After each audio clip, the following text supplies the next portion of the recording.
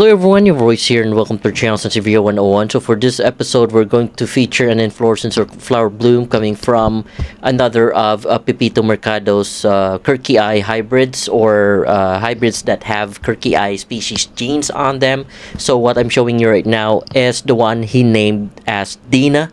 So for those who are not familiar with who Dina is the mother of Pepito Mercado. So this hybrid is named in honor to Dina Mercado, Pepito Mercado's mother. So what I'm showing right now are the early stages of flower spike and the type of inflorescence or flower bloom.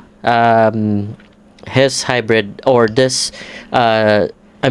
this hybrid is a capitate type, or as what one of my mentors told me, Alan Butler, it is specifically capitate raceme. So that's how he would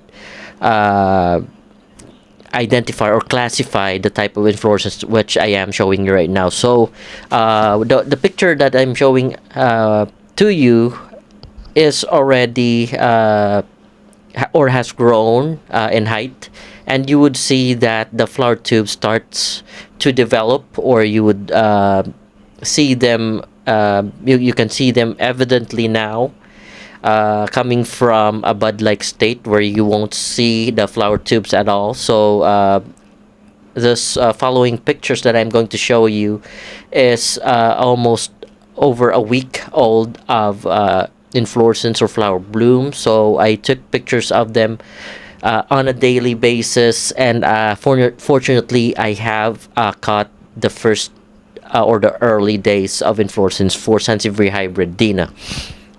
So right now what you see is still the flower stalk grow in height, and you would see that the flower tubes are trying to grow longer, and they have become evidently or you can evidently see them right now as to compared to the early stages. So in the coming pictures, the flower tubes would still grow longer because the kirkii species, the parentage from which Sansevieria Dina came from, are known to be long, or are known to be species that have inflorescence having very long flower tubes. So flower tubes that are reaching 3 to 4 inches, those are considered very long for Sansevieria genus. So for species like kirkii, Halii species, they have very long flower tubes, and also the species called longiflora just makes sense because with the name itself, if it would tell you why that species is called longiflora, because it has very long flower tubes as well. So going back to Dina, Dina is as I have seen in the conversations between Pepito Mercado's closest friends, the parents of Dina is the reverse of Nena. So Nena is kirkii metallic silver cross with the most probable Sansevieria that he crossed it with is Chahinian's hybrid. So I have Chahinian's hybrid on the channel as well. All you have to do is to look for the search tab and type Chahinian's hybrid. You would know or see how Chahinian's hybrid looks like, and that is also one of the parentage of Dina and Nena. So they are just the two of them are having reverse crosses or fruit bearers. But going back to our discussion, we are now reaching the blooming stages wherein the flower tubes has already grown in a phase wherein they are ready to bloom. So they have the flower tubes have grown 3 to 4 inches, and then they will start blooming. So they will not bloom all at the same time. Only a batch of them will bloom in day 1 of the blooming phases. Then the day 2nd, another batch will bloom, and then the first batch will wilt, as I am showing you right now. This probably is already the 3rd or 4th day. All right. So, and then I will be also including another video clip wherein we will discuss the characteristics of Dina, and from there I will be recording the height and the characteristics. So please stay tuned. We'll be back in a bit and we'll discuss more about Sansevieria hybrid Dina.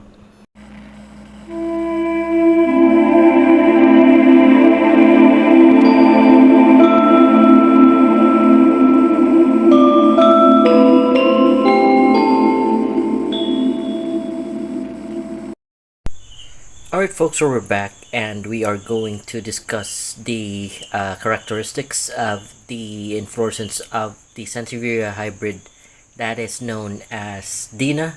And Dina, by the way, is the name given by Pepito Mercado to this hybrid in honor to his late mother, which is Dina Mercado. So this is how Dina's inflorescence looks like.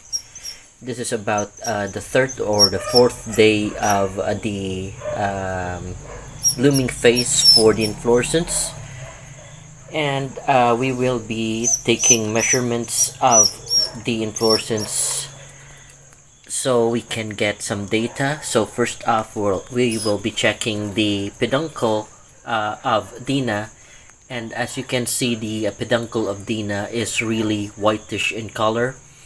There are no markings on the peduncle or the flower stalk or the stalk itself. So pale green in color or silvery in color, no pattern in comparison to Nena, which with Nena you'd be seeing some longitudinal dark lines on the stalk or the peduncle. So with regards to that, we will be also we will try to get the measure. So we'll use the inch, and this is how it would look like. And I would say that the stalk without the inflorescence would be at 13 inches, because the flower tubes would be at I would say 6 to 7 inches, or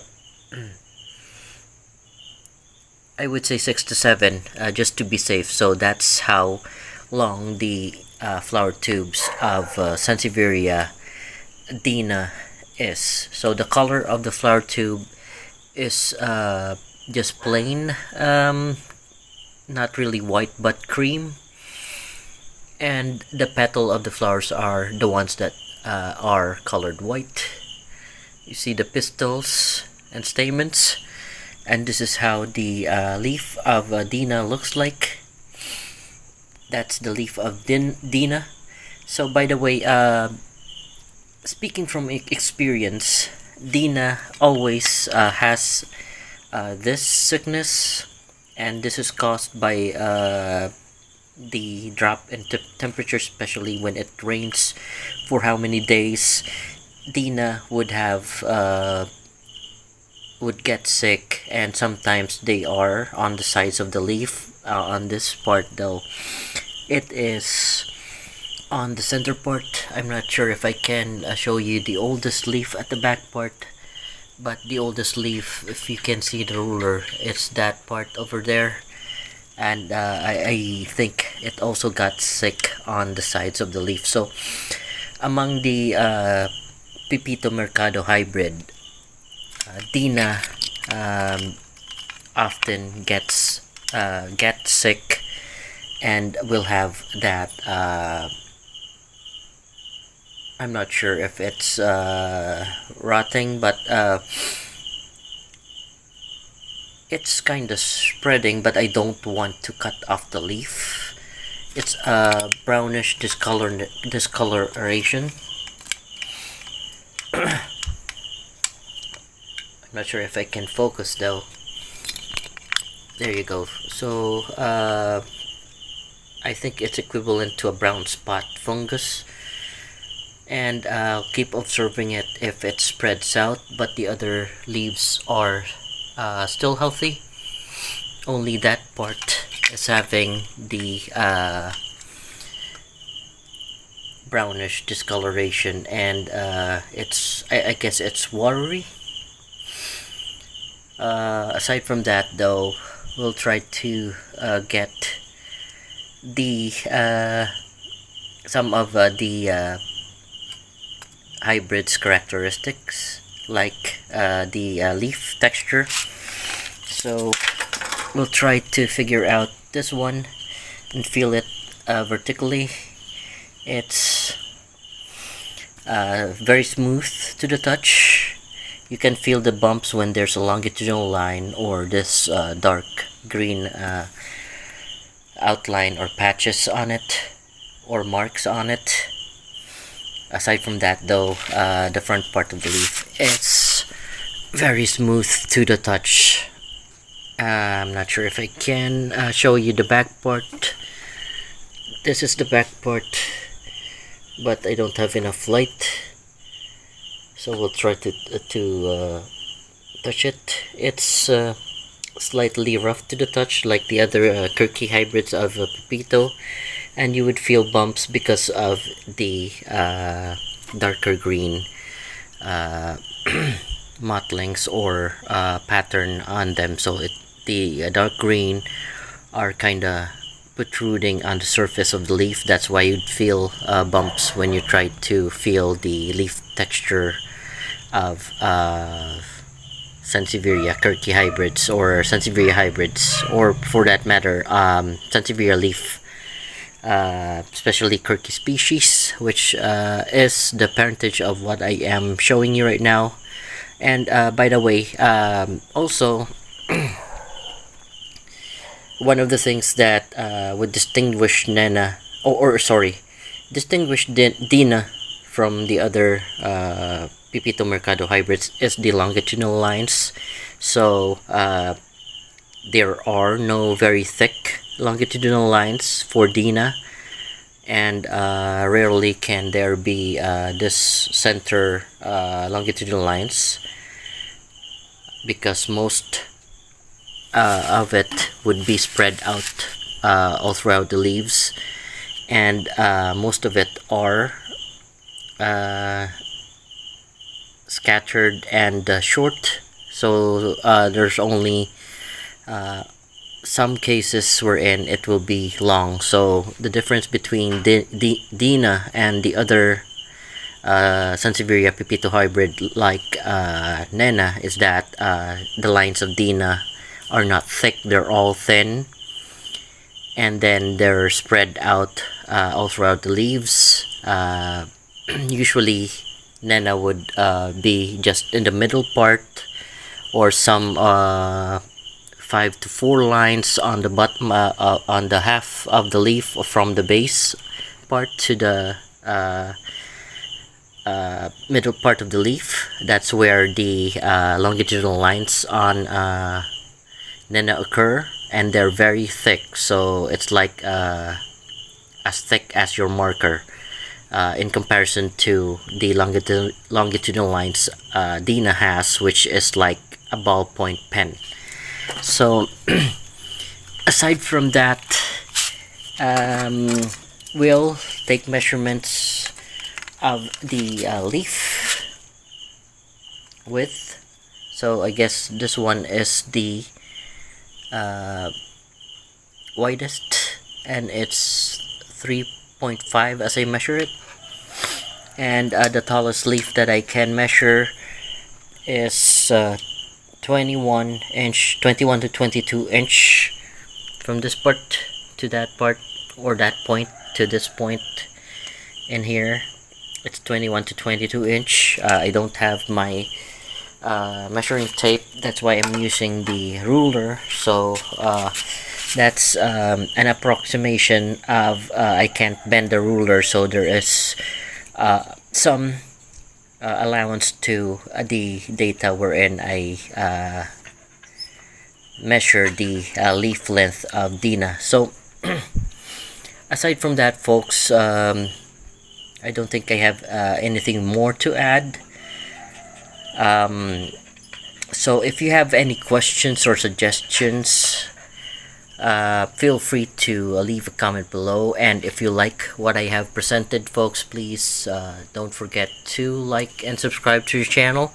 And by the way, before we end, I'll just add that this specimen of Dina, which is blooming currently, is being crossed with this Sansevieria, which is also another hybrid, but this is an Indonesian hybrid, and this is Sansevieria adjous or adhous, and I'm pairing it with Sansevieria Dina. So they're both having kirkii genes, and I hope they will be compatible with each other because they have similar parentage. Folks, I guess aside from that, last information that I gave out, I hope you enjoyed watching. Thanks again, and you all have a great day.